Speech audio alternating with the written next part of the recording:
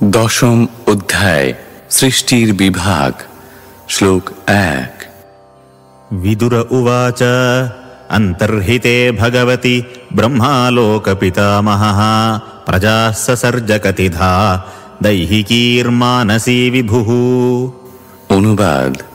শ্রী বিদুর বললেন, হে মহর্ষি, দয়া করে আপনি আমাকে বলুন, ভগবানের অন্তর্ধানের পর লোকপিতামহ ব্রহ্মা কিভাবে তাঁর শরীর এবং মন থেকে জীবেদের শরীর সৃষ্টি করেছিলেন। শ্লোক ২।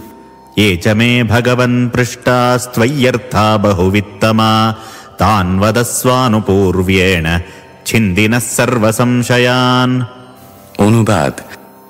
হে মহাজ্ঞানী, দয়া করে আপনি আমার সমস্ত সন্দেহ নিরসন করুন এবং আদি থেকে অন্ত পর্যন্ত আমি আপনাকে যেসব প্রশ্ন করেছি সে সম্বন্ধে আমাকে জ্ঞান দান করুন। তাৎপর্য: বিদুর মৈত্রেয় মুনির কাছে সমস্ত সুসংগত প্রশ্ন করেছিলেন, কেননা তিনি ভালোভাবেই জানতেন যে তার সমস্ত প্রশ্নের উত্তর দেওয়ার উপযুক্ত ব্যক্তি হচ্ছেন মৈত্রেয়। গুরুর যোগ্যতা সম্বন্ধে আস্থা থাকা অবশ্য কর্তব্য। বিশেষত পারমার্থিক প্রশ্নের উত্তর লাভের আশায় কখনো কোনো অনভিজ্ঞ ব্যক্তির কাছে যাওয়া উচিত নয়। শিক্ষক যদি সেই সমস্ত প্রশ্নের কাল্পনিক উত্তর দান করে তাহলে কেবল সময়েরই অপচয় হয়। শ্লোক ৩। सूत उवाच एवं सञ्चोदितस्तेन क्षत्राकौशारविर्मुनिः प्रीतः प्रत्याहतान् प्रश्नान् हृदि स्थानथ भार्गव। অনুবাদ। সুত গোস্বামী বললেন, হে ভৃগুপুত্র, বিদুর কর্তৃক এইভাবে জিজ্ঞাসিত হয়ে মহর্ষি মৈত্রেয় অত্যন্ত অনুপ্রাণিত হয়েছিলেন। সবকিছুই তাঁর হৃদয়ে ছিল এবং তিনি এইভাবে একে একে সেই সমস্ত প্রশ্নের উত্তর দিতে শুরু করলেন। তাৎপর্য: সুত উবাচ বাক্যটি ইঙ্গিত করে যে মহারাজ পরীক্ষিত এবং সুখদেব গোস্বামীর মধ্যে আলোচনায় ছেদ পড়েছিল। সুখদেব গোস্বামী যখন মহারাজ পরীক্ষিতকে উপদেশ দিচ্ছিলেন তখন সুত গোস্বামী ছিলেন বিশাল শ্রোতৃমণ্ডলীর একজন সদস্য, কিন্তু সুত গোস্বামী নৈমিষারণ্যে ঋষিদের কাছে সেই কথা শোনাচ্ছিলেন যাদের নেতা ছিলেন সুখদেব গোস্বামীর একজন শিষ্য শৌনক ঋষি। তার ফলে অবশ্য এই বিষয়ে কোনো তত্ত্বগত পার্থক্য সৃষ্টি হচ্ছে না। শ্লোক ৪। मैत्रेय उवाच विरिञ्चोऽपि तथा चक्रे दिव्यं वर्षशतं तपः आत्मन्यात्मानमावेश्य यथाह भगवानजः। অনুবাদ। মহর্ষি মৈত্রেয় বললেন, হে বিদুর, পরমেশ্বর ভগবানের উপদেশ অনুসারে ব্রহ্মা এইভাবে ১০০ দিব্য বর্ষ ধরে তপস্যা করেছিলেন এবং নিজেকে ভগবত ভক্তিতে যুক্ত করেছিলেন। তাৎপর্য: ব্রহ্মা নিজেকে পরমেশ্বর ভগবান নারায়ণের সেবায় যুক্ত করেছিলেন। তার মানে হচ্ছে তিনি ভগবানের প্রেমময় সেবায় যুক্ত হয়েছিলেন।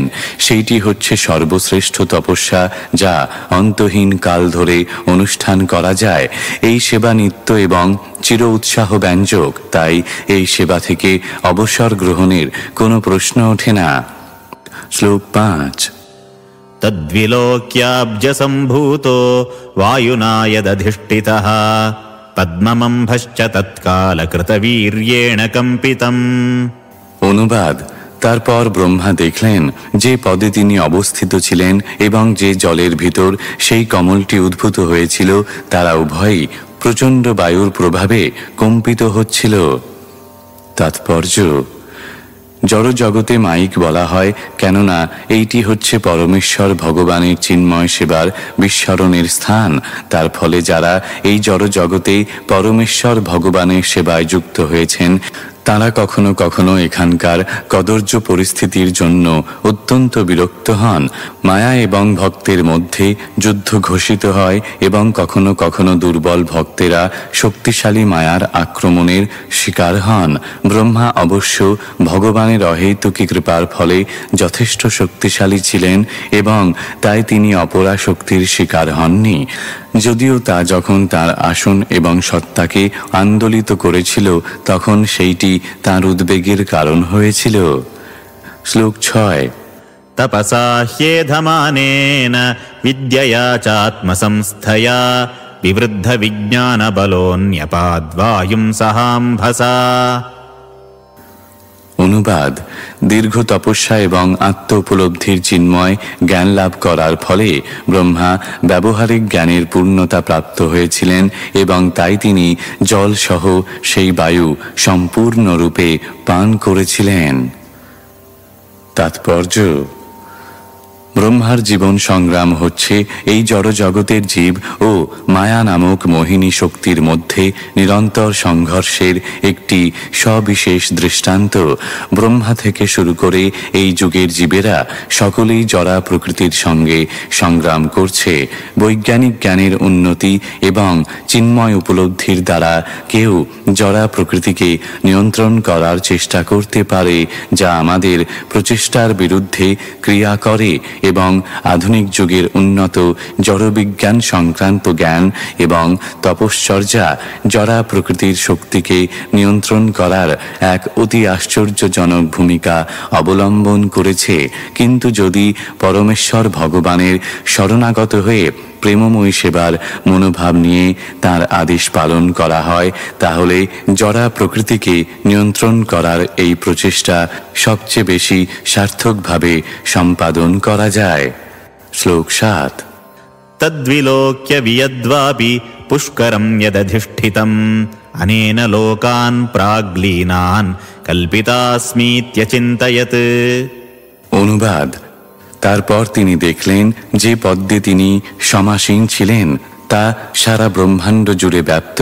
তখন তিনি চিন্তা করেছিলেন, পূর্বে প্রলয়ের সময় এই কমলে যে গ্রহসমূহ লীন হয়েছিল সেইগুলি তিনি কিভাবে সৃষ্টি করবেন।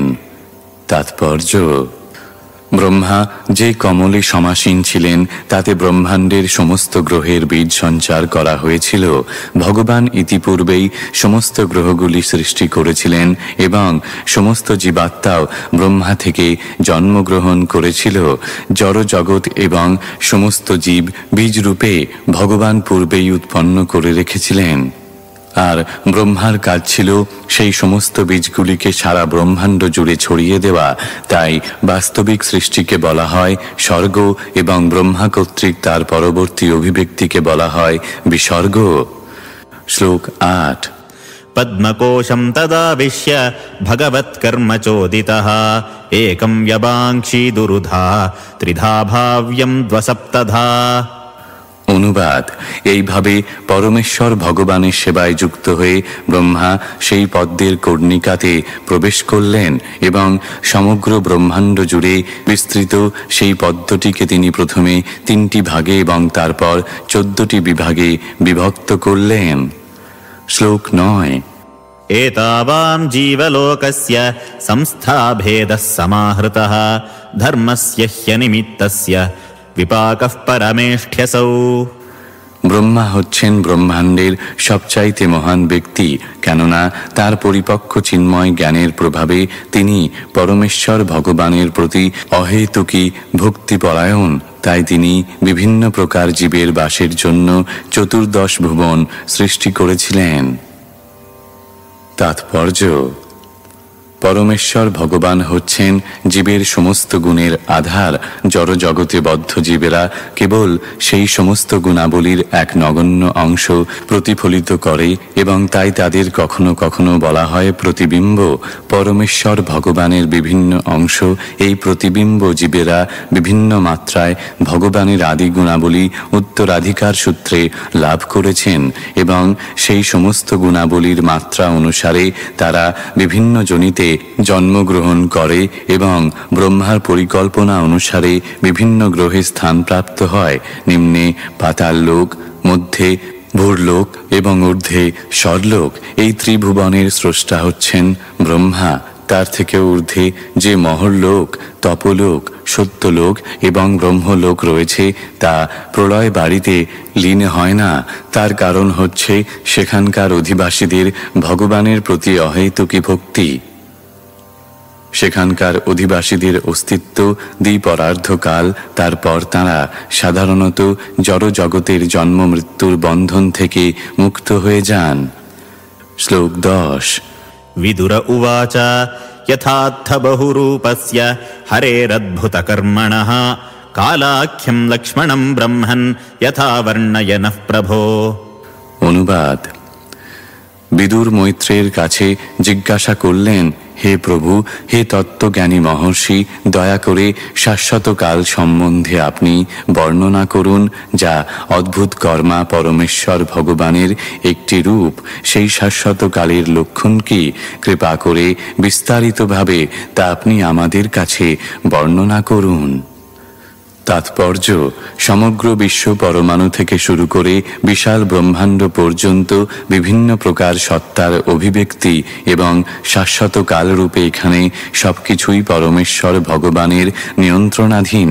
বিশেষ বিশেষ দেহের সম্বন্ধ বা অনুপাত অনুসারে এই নিয়ন্ত্রণকারী কাল বিভিন্ন মাত্রায় প্রকাশিত হয়। আণবিক লয়ের একটি কাল রয়েছে, আবার ব্রহ্মাণ্ডের লয়ের আরেকটি কাল রয়েছে। মানুষের শরীরের লয়ের একটি কাল রয়েছে, আবার বিরাট রূপের লয়ের একটি কাল রয়েছে। তার উপর আবার বৃদ্ধি, বিকাশ এবং কর্মফলজনিত কর্ম সবই নির্ভর করে কালের উপর। বিভিন্ন প্রকার ভৌতিক অভিব্যক্তি এবং বিনাশের কাল সম্বন্ধে বিদুর বিস্তারিতভাবে জানতে চেয়েছিলেন। শ্লোক 11।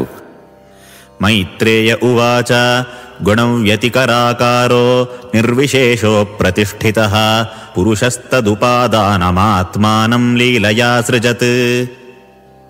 অনুবাদ: মৈত্রেয় বললেন, শাশ্বত কাল হচ্ছে জরা প্রকৃতির তিনটি গুণের পারস্পরিক ক্রিয়ার আদি উৎস। তা অপরিবর্তনীয় এবং অসীম, এবং তা প্রাকৃত সৃষ্টিতে ভগবানের লীলার নিমিত্ত মাত্র। তাৎপর্য: নির্বিশেষ কাল পরমেশ্বর ভগবানের নিমিত্ত রূপে জড়জগতের পটভূমি। তা জরা প্রকৃতিকে সহায়তা করার জন্য প্রদত্ত উপাদান। কালের আদি ও অন্ত কেউ জানে না, এবং কালই কেবল জরা প্রকৃতির সৃষ্টি, স্থিতি ও প্রলয়ের বিবরণ লিপিবদ্ধ করে রাখে। এই কাল হচ্ছে সৃষ্টির জড় কারণ, এবং তাই তা পরমেশ্বর ভগবানের স্বীয় প্রকাশ। কালকে ভগবানের নির্বিশেষ রূপ বলে মনে করা হয়। আধুনিক যুগের মানুষও নানাভাবে কালের তত্ত্ব বিশ্লেষণ করেছে। শ্রীমদ্ ভাগবতে এর যা ব্যাখ্যা করা হয়েছে, কেউ কেউ প্রায় সেইভাবেই কালকে স্বীকার করে। যেমন ইহুদি সাহিত্যে কালকে ভগবানের প্রতিনিধি বলে স্বীকার করা হয়েছে। সেখানে উল্লেখ করা হয়েছে, ঈশ্বর যিনি পুরাকালে বিভিন্ন সময়ে বিভিন্নভাবে প্রচারকদের মাধ্যমে পিতৃদের কাছে বলেছিলেন। অধিবিদ্যার দর্শনে কালকে পরম তত্ত্ব এবং বাস্তব বলে নির্ণয় করা হয়েছে। মহাকাল নিরবচ্ছিন্ন এবং জড়বস্তুর গতির দ্বারা তা প্রভাবিত হয় না। জ্যোতির্বিদ্যা ও গণিত শাস্ত্র অনুসারে গতি বিশেষ বস্তুর স্থিতি এবং পরিবর্তন অনুসারে কালের গণনা করা হয়, কিন্তু প্রকৃতপক্ষে বস্তুর আপেক্ষিকতার সঙ্গে কালের কোনো সম্পর্ক নেই। পক্ষান্তরে কালের ভিত্তিতে সবকিছু আকার প্রাপ্ত হয়েছে এবং অবস্থান করছে। কাল আমাদের ইন্দ্রিয়ের কার্যকলাপের সাধারণ মাপকাঠি, যার মাধ্যমে আমরা অতীত, বর্তমান ও ভবিষ্যৎকে মাপি। কিন্তু প্রকৃত বিচারে কালের আদি নেই বা অন্ত নেই। চাণক্য পণ্ডিত বলেছেন, কোটি কোটি মুদ্রা দিয়েও এক পলক কাল খরিদ করা যায় না, এবং তাই এক মুহূর্ত কালের অপচয়কে জীবনের সবচাইতে বড় ক্ষতি বলে মনে করতে হবে। কাল কোনো প্রকার মনোবিজ্ঞানের বিষয় নয়, এবং কালের এক্ষণ স্বতন্ত্রভাবে বাস্তব বস্তু নয়। পক্ষান্তরে তা বিশেষ অভিজ্ঞতার উপর নির্ভরশীল। তাই শ্রীলজীব গোস্বামী সিদ্ধান্ত করেছেন, কাল হচ্ছে ভগবানের বহিরঙ্গা শক্তির ক্রিয়া প্রতিক্রিয়ার সঙ্গে পরস্পর সংমিশ্রিত। বহিরঙ্গা প্রকৃতি বা জরা প্রকৃতি কালরূপে স্বয়ং ভগবানের অধ্যক্ষতার নিয়ন্ত্রণাধীন, এবং তাই মনে হয় জরা প্রকৃতি এই জগতে বহু আশ্চর্যজনক বস্তু রচনা করেছে। ভগবদ্গীতায় অধ্যায় 9 শ্লোক 10 এই সিদ্ধান্তকে প্রতিপন্ন করে বলা হয়েছে, মায়াধ্যক্ষেন প্রকৃতি সুয়তে সচরাচরম হেতু নানেন কৌন্তেয় জগৎ বিপরিবর্ততে। শ্লোক 12। विश्वं वै ब्रह्म तन्मात्रं संस्थितं विष्णुमायया ईश्वरेण परिच्छिन्नं कालेनाव्यक्तमूर्तिना। অনুবাদ: এই জগৎ জড়া প্রকৃতি রূপে পরমেশ্বর ভগবানের নির্বিশেষ প্রকাশ অব্যক্ত কালের দ্বারা ভগবান থেকে বিচ্ছিন্ন, তা বিষ্ণু মায়ার প্রভাবে ভগবানের বস্তুগত অভিব্যক্তি রূপে অবস্থিত।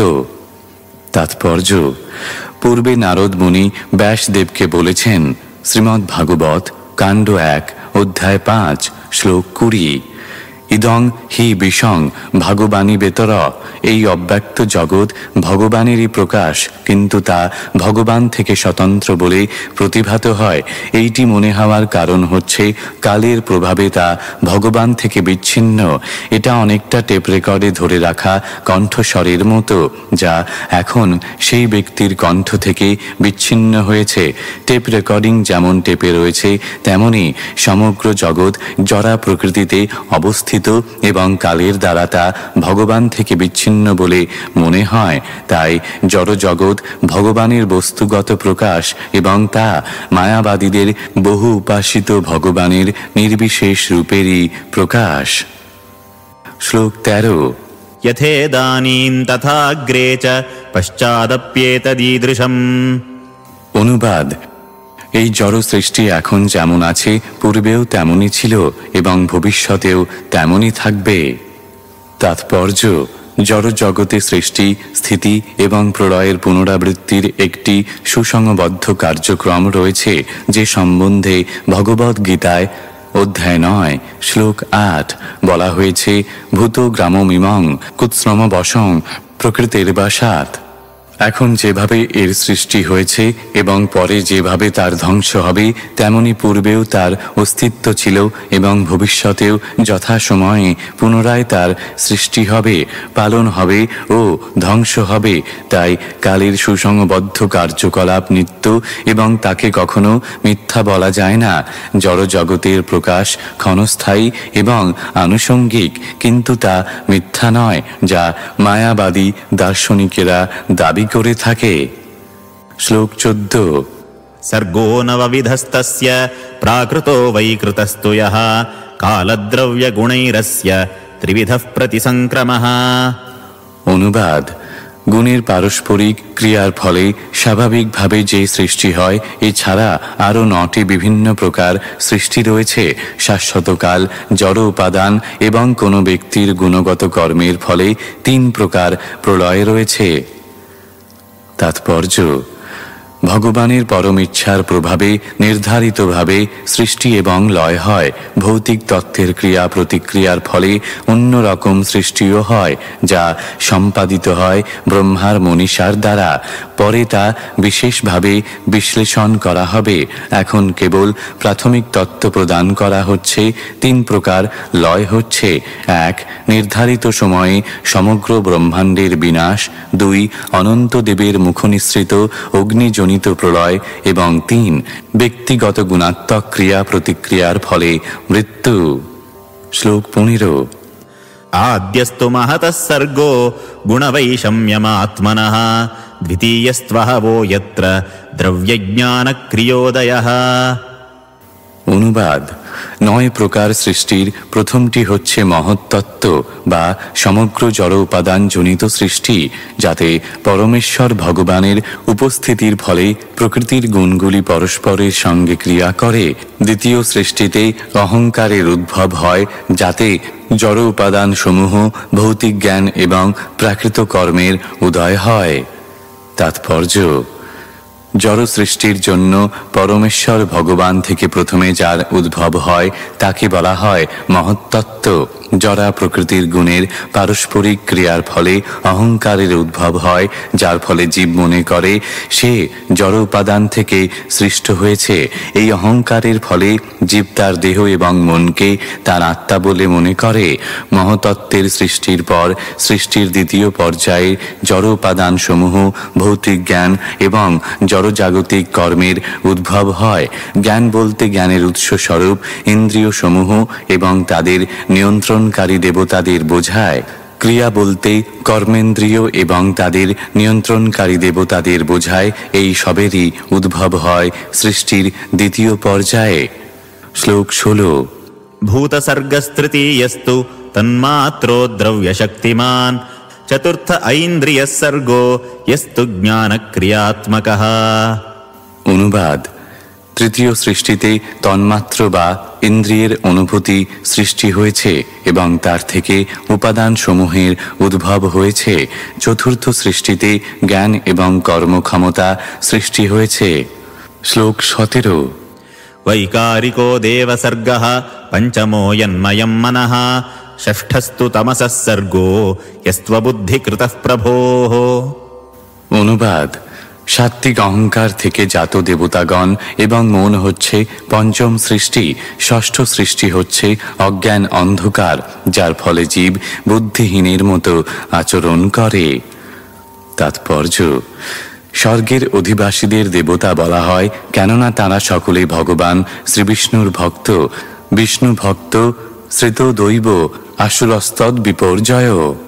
বিষ্ণুর সমস্ত ভক্তদের বলা হয় দেবতা, আর তার বিপরীত ভাবাপন্ন যারা তাদের বলা হয় অসুর।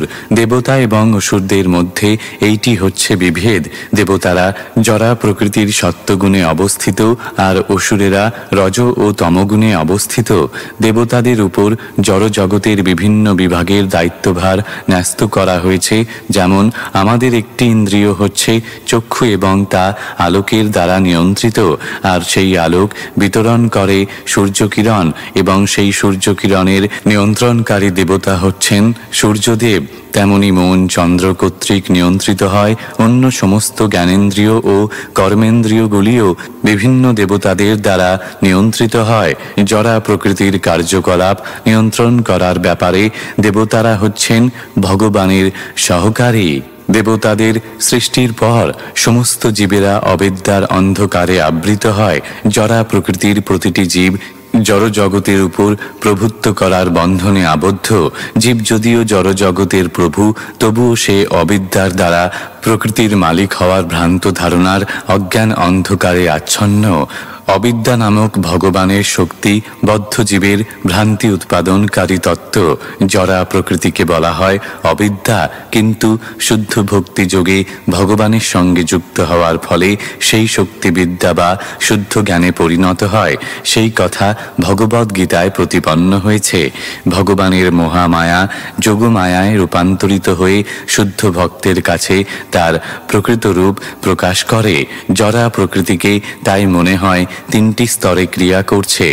জড় জগতের সৃষ্টিতত্ত্ব অজ্ঞান এবং জ্ঞান রূপে পূর্ববর্তী শ্লোকে বর্ণনা করা হয়েছে। চতুর্থ সৃষ্টিতে জ্ঞান শক্তি সৃষ্টি হয়েছে। বদ্ধ জীবেরা মূলত মূর্খ নয়, কিন্তু অবিদ্যার প্রভাবে তারা মূর্খে পরিণত হয়েছে এবং তার ফলে তারা যথাযথ উপায়ে জ্ঞানের উপযোগ করতে অক্ষম। অজ্ঞানের প্রভাবে বদ্ধ জীব পরমেশ্বর ভগবানের সঙ্গে তার সম্পর্কের কথা ভুলে গিয়ে অবিদ্যা, অস্মিতা, রাগ, দেশ এবং অভিনিবেশ এই 5 প্রকার মোহের দ্বারা জড় জগতের বন্ধনে আবদ্ধ হয়। শ্লোক 18। षडिमे प्राकृताः सर्गाः वैकृतानपि मे शृणु रजोभाजो भगवतो लीलेयं हरिमेधसः। অনুবাদ: উপরোক্ত এই সমস্ত সৃষ্টিগুলি ভগবানের বহিরঙ্গা শক্তির প্রাকৃত সৃষ্টি। এখন আমার কাছে রজগুণের অবতার ব্রহ্মার সৃষ্টির বিষয়ে শ্রবণ করো, সৃষ্টি রচনার বিষয়ে যার মেধা ভগবানেরই মতো। শ্লোক 19। सप्तवो मुख्यसर्गस्तु षड्विधस्तस्थुषां चयः वनस्पत्योषधिलता त्वक्सारा विरुधोद्रुमाः। অনুবাদ: সপ্তম সৃষ্টি স্থাবর সমূহের সৃষ্টি, তা 6 প্রকার: বনস্পতি, ঔষধি, লতা, তক্সার, বিরুধ এবং দ্রুম। শ্লোক 20। उत्स्रोतसस्तमः प्राया अन्तःस्पर्शा विशेषिणः। অনুবাদ: সমস্ত স্থাবর প্রাণী আহারার্থে ঊর্ধ্বে সঞ্চরণশীল। তারা প্রায় অচেতন, কিন্তু তাদের অন্তরে বেদনার অনুভূতি আছে। তারা বিভিন্ন রূপে প্রকাশিত। শ্লোক 21।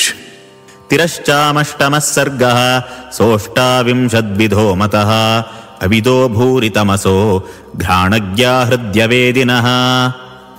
অনুবাদ: অষ্টম সৃষ্টি নিম্ন স্তরের প্রাণীদের সৃষ্টি। তারা বিভিন্ন প্রকারের এবং তাদের সংখ্যা 28। তারা অত্যন্ত মূর্খ এবং অজ্ঞ। তারা ঘ্রাণের দ্বারা তাদের অভীষ্ট বস্তুকে জানতে পারে, কিন্তু তাদের হৃদয়ে কোনো বস্তুর স্মরণ করতে অক্ষম। তাৎপর্য: বেদে নিম্ন স্তরের পশুদের বর্ণনা করে বলা হয়েছে, অথেত রেশাং পশুনা অশনা পিপাসে এবা ভিবি জ্ঞানং ন বিজ্ঞাতং বদন্তি ন বিজ্ঞাতং পশ্যন্তি ন বিদু সস্তনং ন লোকালোকাবিতি যদ্বা ভূরিতমস বহুরুষ ঘ্রাণনৈব জানন্তি হৃদং প্রতি সপ্রিয়ং বস্তেব বিন্দন্তি ভোজন শয়নাদ্যর্থং গৃহণন্তি। নিম্ন স্তরের পশুদের কেবল ক্ষুধা এবং তৃষ্ণার জ্ঞান রয়েছে। তাদের জ্ঞান অর্জনের ক্ষমতা নেই এবং দূরদৃষ্টি নেই। তাদের ব্যবহার ভদ্রতার রীতিনীতির অপেক্ষা করে না। অত্যন্ত অজ্ঞ হওয়ার ফলে তারা তাদের ঈপ্সিত বস্তু কেবল ঘ্রাণের দ্বারা জানতে পারে এবং এই রকম বুদ্ধিতেই কেবল তারা তাদের অনুকূল এবং প্রতিকূল বিষয়ে বুঝতে পারে। তাদের জ্ঞান কেবল আহার এবং নিদ্রার মধ্যেই সীমিত। তাই বাঘের মতো হিংস্র পশুকে পর্যন্ত কেবল নিয়মিতভাবে আহার এবং শয়নের জন্য বাসস্থানের ব্যবস্থা করার মাধ্যমে পোষ মানানো যায়। কেবল সাপকে এই প্রকার ব্যবস্থার দ্বারা পোষ মানানো যায় না। শ্লোক 22। গৌরজো মহিষঃ কৃষ্ণঃ সূকরো গবয়োরুরুঃ দ্বিষপাঃ পশবশ্চেমে অবিরুষ্টশ্চ সত্তমা। অনুবাদ: হে বিশুদ্ধতম বিদুর, নিম্ন স্তরের পশুদের মধ্যে গাভী, ছাগল, মহিষ, কৃষ্ণসার, শূকর, গবয়, হরিণ, ভেড়া, উট এরা সকলে 2 খুর বিশিষ্ট। শ্লোক 23। খরোশ্বোশ্বতরো গৌরः শরভশ্চ মরি তথা এতে চৈকশফাঃ ক্ষত্তঃ শৃণু পঞ্চ নখান পশূন। অনুবাদ: অশ্ব, খচ্চর, গর্ধব, গৌর, সরব এবং চমরি এরা 1 খুর বিশিষ্ট। এখন তুমি আমার কাছে পঞ্চনখ বিশিষ্ট পশুদের কথা শ্রবণ করো। শ্লোক 24। শ্বাসৃগালো বৃকো ব্যাঘ্রো মার্জারশ্য শশল্লকৌ সিংহঃ কপির্গজঃ কূর্মো গোধা চ মকরাদয়ঃ। অনুবাদ: কুকুর, শৃগাল, ব্যাঘ্র, মৃগ, বিড়াল, শশক, সজারু, সিংহ, বানর, হস্তি, কুর্ম, কুমির, গোসাপ ইত্যাদি পঞ্চনখ বিশিষ্ট প্রাণী। শ্লোক 25। কঙ্কগৃধ্রভকস্যেন ভাসভল্লুকবর্হিণঃ হংসসারসচক্রাহ্ব কাকোলুকাদয়ঃ খগাঃ। অনুবাদ: ক্রৌঞ্চ, শকুনি, বক, বাজ, ভাস, ভল্লুক, ময়ূর, হংস, সারস, চক্রবাক, কাক, পেঁচক ইত্যাদি হচ্ছে পক্ষী। শ্লোক 26। अर्वाक्स्रोतस्तु नवमः क्षत्तरेकविधो नृणां रजोऽधिकाः कर्मपरा दुःखे च सुखमानिनः। অনুবাদ: নিম্নগামী খাদ্যনালী বিশিষ্ট যে মনুষ্য শ্রেণী তা শুধু 1 প্রকার এবং তারা হচ্ছে নবম সৃষ্টি। মানুষদের মধ্যে রজগুণের প্রাধান্য অত্যন্ত অধিক। তাই মানুষ নানা রকম দুঃখ দুর্দশার মধ্যেও সর্বদা কর্মতৎপর এবং তারা সর্বতোভাবে নিজেদের সুখী বলে মনে করে। তাৎপর্য: মানুষের মধ্যে রজগুণের প্রভাব পশুদের থেকেও বেশি এবং তাই তাদের যৌন জীবন অধিক অনিয়মিত। যৌন ক্রিয়ার জন্য পশুদের নির্দিষ্ট সময় রয়েছে, কিন্তু মানুষদের এই প্রকার কার্যের জন্য কোনো রকম নিয়মিত সময় নেই। জড় জগতের ক্লেশ থেকে মুক্ত হওয়ার জন্য মানুষদের উন্নত চেতনা প্রদান করা হয়েছে, কিন্তু অজ্ঞানের ফলে তারা মনে করে তাদের এই উন্নত চেতনার উদ্দেশ্য হচ্ছে জড় জগতের সুখ স্বাচ্ছন্দ্য বৃদ্ধি করা। তার ফলে পারমার্থিক উপলব্ধির পরিবর্তে আহার, নিদ্রা, ভয় এবং মৈথুন এই সব পশু প্রবৃত্তিগুলির চরিতার্থ করার জন্য তারা তাদের বুদ্ধিমত্তার অপব্যবহার করে। জড়জাগতিক সুযোগ সুবিধার বৃদ্ধি করার দ্বারা মানুষ অধিকতর ক্লেশকর পরিস্থিতির সৃষ্টি করে, কিন্তু জড়া প্রকৃতির প্রভাবে মোহাচ্ছন্ন হওয়ার ফলে তারা দুঃখ দুর্দশায় জর্জরিত হওয়া সত্ত্বেও নিজেদের সুখী বলে মনে করে। এমনকি পশুরা যে প্রাকৃতিক সুখ স্বাচ্ছন্দ্য উপভোগ করে থাকে, তার থেকেও মনুষ্য জীবনের এই দুঃখ আরও প্রবল। শ্লোক 27। वैकृतास्त्रय एवैते देवसर्गश्च सत्तमा वैकारिकस्तु यः प्रोक्तः कौमारस्तु भयात्मकः। অনুবাদ: হে সত্তম বিদুর, এই শেষ তিনটি সৃষ্টি এবং দেবতাদের সৃষ্টি হচ্ছে বৈকৃত সৃষ্টি, যা পূর্ব বর্ণিত প্রাকৃত সৃষ্টি থেকে ভিন্ন। চতুষ্ছন্দের সৃষ্টি প্রাকৃত ও বৈকৃত উভয়াত্মক। শ্লোক 28 থেকে 29। देवसर्गश्चाष्टविधो विबुधाः पितरोऽसुराः गन्धर्वाप्सरसः सिद्धा यक्षरक्षांसि चारणाः भूतप्रेतपिशाचाश्च विद्याध्राः किन्नरादयः दशैते विदुराख्याताः सर्गास्ते विश्वसृक्कृताः। অনুবাদ: বৈকারিক দেব সৃষ্টি 8 প্রকার। 1 দেব, 2 পিতৃ, 3 অসুর, 4 গন্ধর্ব ও অপ্সরা, 5 যক্ষ ও রাক্ষস, 6 সিদ্ধ, চারণ ও বিদ্যাধর, 7 ভূত, প্রেত ও পিশাচ এবং 8 কিন্নর ইত্যাদি। ব্রহ্মাণ্ডের স্রষ্টা ব্রহ্মা এদের সৃষ্টি করেন। তাৎপর্য: শ্রীমদ্ ভাগবতের 2য় স্কন্ধে বিশ্লেষণ করা হয়েছে যে সিদ্ধরা হচ্ছেন সিদ্ধলোকের অধিবাসী। তারা বিনা জানে মহাশূন্যে ভ্রমণ করতে পারেন। তারা কেবল তাদের ইচ্ছার প্রভাবে এক গ্রহ থেকে অনায়াসে অন্য গ্রহে যেতে পারেন। তাই উচ্চতর লোকের অধিবাসীরা এই গ্রহের অধিবাসীদের থেকে শিল্পকলা, সংস্কৃতি, বিজ্ঞান ইত্যাদি বিষয়ে অনেক অনেক উন্নত, কেননা তাদের মেধা মানুষদের মেধা থেকে অনেক উৎকৃষ্ট। এখানে যে ভূত, প্রেত, পিশাচের কথা বলা হয়েছে তাদেরও দেবতাদের মধ্যে গণনা করা হয়, কেননা তারা নানা প্রকার অসাধারণ কার্য সম্পাদন করতে পারে যা মানুষদের পক্ষে সম্ভব নয়। শ্লোক 30। अतः परं प्रवक्ष्यामि वंशान् मन्वन्तराणि च एवं रजः प्लुतः स्रष्टा कल्पादिष्वात्मभूर्हरिः सृजत्यमोघसङ्कल्प आत्मैवात्मानमात्मना। অনুবাদ: এখন আমি মনুর বংশধরদের কথা বর্ণনা করব। পরমেশ্বর ভগবানের রজগুণের অবতার সৃষ্টিকর্তা ব্রহ্মা অব্যর্থ সংকল্প সহকারে প্রতিকল্পে ভগবানের শক্তির দ্বারা ব্রহ্মাণ্ড সৃষ্টি করেন। তাৎপর্য: পরমেশ্বর ভগবানের অসংখ্য শক্তির মধ্যে জড়জগৎ হচ্ছে একটি শক্তির প্রকাশ।